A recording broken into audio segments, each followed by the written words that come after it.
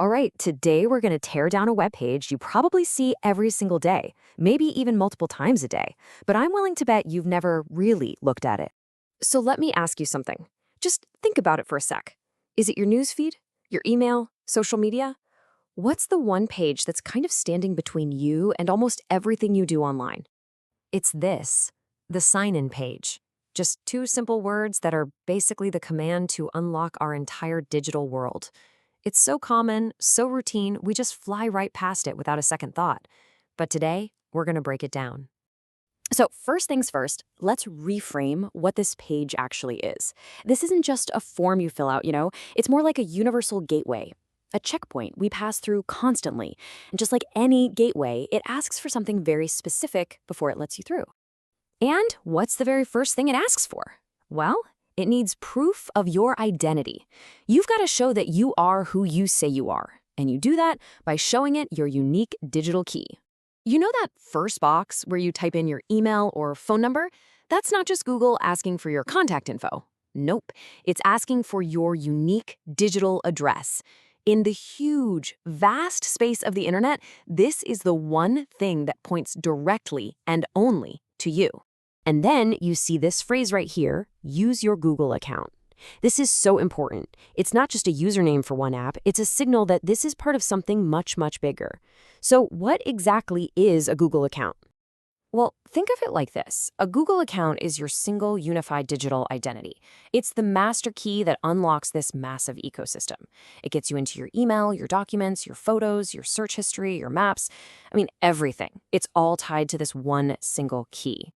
Okay, so if this account is the master key to your entire digital life, then yeah, protecting it is absolutely critical.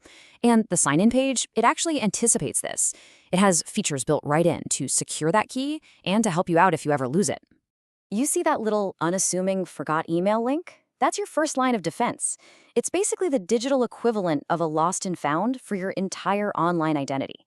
It's a crucial safety net to help you get back in if you're ever locked out. But that brings up a really interesting point about security in different situations. The page knows you won't always be signing in from the comfort of your own device. So what happens then? When you're at the library or a friend's place? Well, the page gives you a very clear choice. On your own computer, hey, convenience is king. But on a shared device, it specifically tells you to use guest mode. And that's not just some friendly suggestion, it's a security protocol. It's there to stop you from accidentally leaving your digital key behind for the next person to find. Okay, now let's scroll all the way down to the very bottom of the page, the part that most of us probably ignore completely. This isn't just fine print, people. This is the contract. These are the fundamental rules of the road for using this whole thing. You see these three little words separated by dots? Help, privacy, and terms.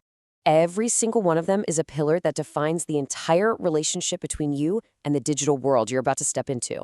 So let's break them down real quick. Help, that's your user manual, your guide. Privacy, that is the story of your data, what they collect, how they use it. And terms, well, that's the binding agreement. The moment you click to proceed, you're implicitly saying, yep, I agree to all of this. So when you actually put all of these pieces together, it becomes really clear that this simple little page is doing way more than just asking for a password.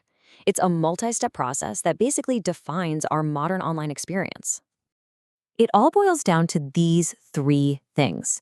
First, you establish your identity, who you are. Second, you're given tools for your security, how you're protected. And third, by moving forward, you consent to an agreement, the rules you accept. Identity, security, agreement. Every single time. And all of this leads to a pretty big realization. Logging in isn't just this passive, automatic thing we do. It's a conscious choice. It's an act of presenting your digital key, acknowledging the security measures, and reaffirming your agreement to the terms. So I'll leave you with this question. The next time you land on this page, just pause for a second. Think about what's really going on. What identity are you presenting? And what invisible contract are you signing, all with just a single click?